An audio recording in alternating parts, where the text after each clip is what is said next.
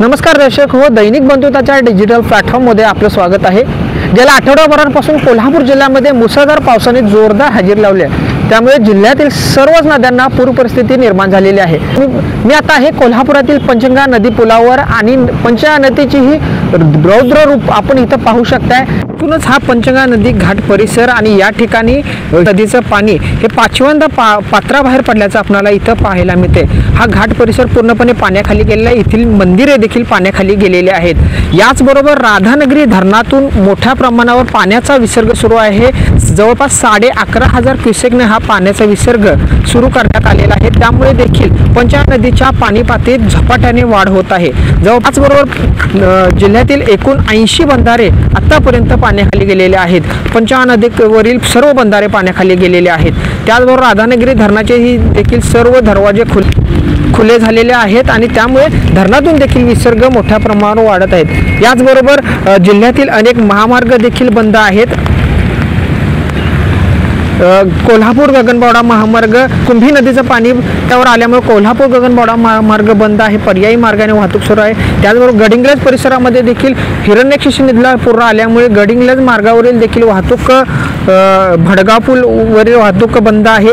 अशी परिस्थिती जिल्ह्यामध्ये आहे। त्यामुळे जिल्ह्यात पावसाने हाहाकार माजवला असून जनजीवन विस्कळीत झालेलं आपल्याला इथं पाहायला मिळतंय।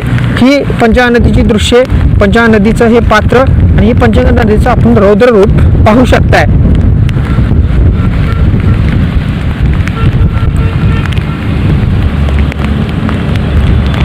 आजची मंगळवारची ही ताजी दृश्य आहेत आणि पंचगंगा नदीचं आपण हे रौद्र रूप पाहू शकताय।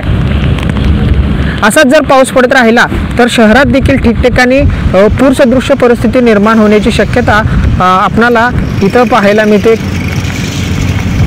आणि कोल्हापूर महानगरपालिकेने देखील ज्या ठिकाणी पूरसदृश्य परिस्थिती निर्माण होते त्या ठिकाणची नागरिकांना स्थलांतराच्या सूचना दिलेल्या आहेत। वेळोवेळी जनजागृती करण्यात येत आहे।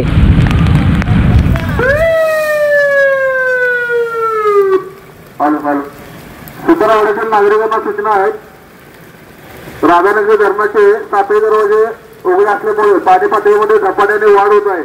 तरी आपले वयोवृद्ध किंवा आजारी आणि लहान मुलं असतील तर आता त्वरित स्थलांतर व्हायचे आणि आपली काळजी घ्यायची।